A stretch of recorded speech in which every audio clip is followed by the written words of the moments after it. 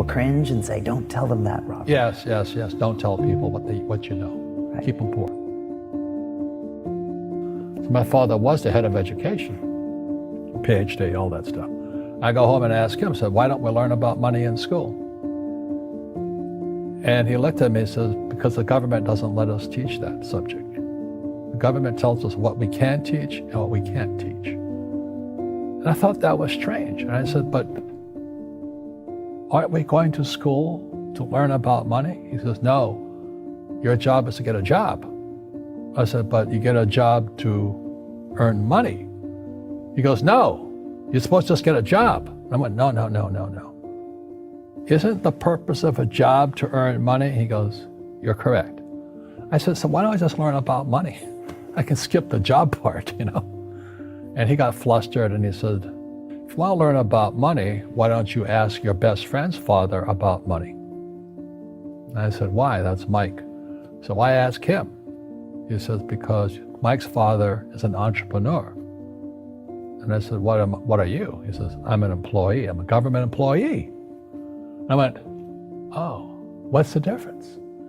He says, the difference is an entrepreneur must know about money, or they're no longer entrepreneurs. And he says an employee doesn't have to know anything about money, because the government will take care of them, the company will take care of them. So I'm all confused. But I took my dad's advice and I trundled over to Mike's father's office and knocked on his door and I said, hey, I'm here, 9 years old. Teach me about money. He says, beat it, kid, you know. But that's where the story of Rich Dad, Poor Dad started. And finally, through persistence, my rich dad started teaching me about money on one condition. And that condition was he would never pay me. He says, the moment I pay you, you think like an employee. He says, that's the trap. Entrepreneurs work for free. And now I'm 9 years old, my head's going cracking in half. He says, you never want a paycheck. You understand that, kid? I said, okay, I got it. And he says, well, how do I make money? He says, that's what entrepreneurs figure out. It's like, so how do I learn about money? So he would just break out a Monopoly game board. So I would work for free. I'd pick up cigarette butts, and he had hotels and restaurants, and I would clean and do menial tasks. And as I got older, I started getting into office work and marketing and accounting, and I was an apprentice basically, but I always worked for free. And he would teach me about money, but the way he taught me about money was playing Monopoly. And finally one day I got upset. I said, well, when are you going to teach me about money? He says, what do you think we're doing? We're playing Monopoly. He goes, no. What do you think we're doing? We're playing Monopoly. He says, what do you think we're doing?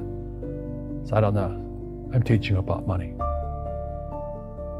And then that's when, you have one green house. He says, there's many formulas for great success in money. There's thousands of them, but one of the best ones is found on the game of Monopoly. It still is today. 4 green houses, 1 red hotel. I said, what? He says, one of the greatest ways to acquire great wealth is playing Monopoly in real life. 4 green houses, 1 red hotel. Well, is that all there is? He goes, that's it. And he says, what do you think I'm doing? And I went, I don't know. So then he took me out and he showed me his green houses. And 10 years later, when I was 19, I was now in school in New York, and I come back to Hawaii, and Rich Dad had bought the biggest piece of land smack dab in the middle of Waikiki Beach. And when you go to Waikiki Beach today, you'll see the Hyatt Regency Hotel. That was his hotel. Just like the game of Monopoly. Just like the game of Monopoly. Acquired assets and they became bigger assets. He just kept what's called an assemblage, because that property wasn't that big at the time. So he had to buy out all the small guys. Because Waikiki was a little dirt water little town. So he'd buy out this shop owner and buy that shop owner. And it took him a while, but he finally assembled this large piece of property. And then he and Hyatt put up this giant hotel. It just sold for $800 million. So that's how I learned about money.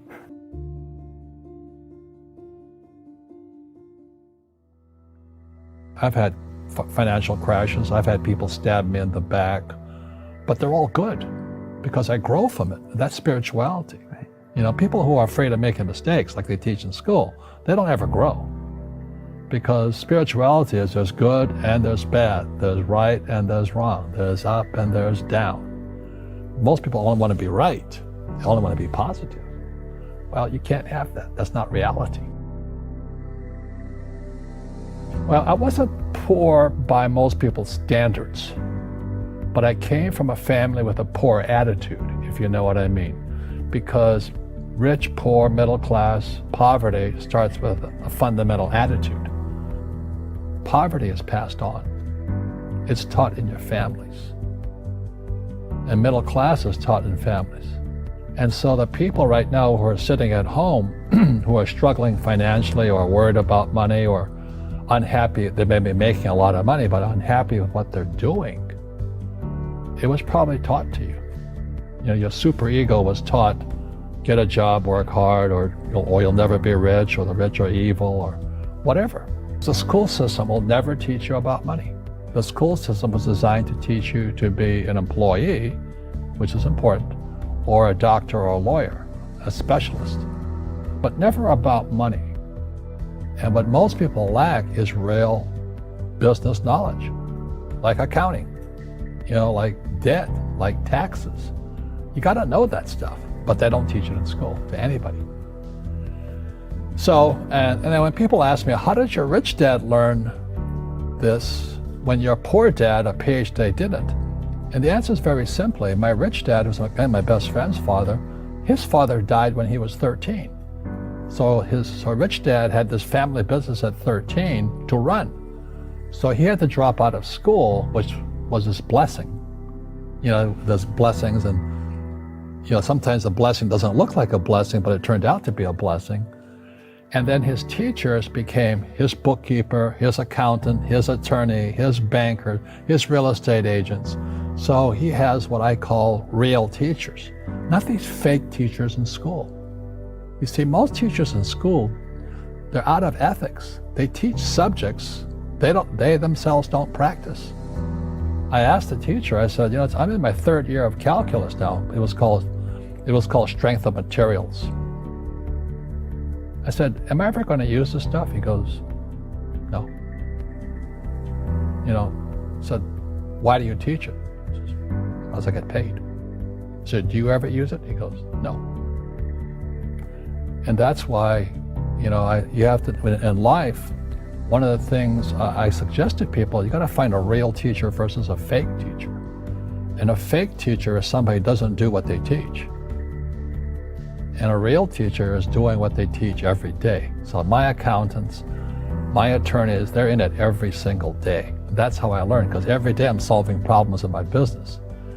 So I have accountants and attorneys and bankers and all these people on speed dial because I'm solving problems with my team. I see you giving this knowledge out, and yeah. Do the rich people cringe and say, don't tell them that, Rob? Yes. Don't tell people what you know. Right. Keep them poor. But, unfortunately, the poor, as was in the Bible, I'm not real religious, the poor will always be amongst us because it starts up here. Right, it's that fear mentality. It's in their words, and the words become flesh. Again, I'm not really religious. I flunked out of Sunday school also. But when they say I can't afford it or I can't do that, they go down. They become what they say. My PhD daddy says, what do you think I am, made of money? I can't afford that. And my rich dad would say, that's why he's poor. Poor people say, I can't afford it, I can't do that, I don't have time.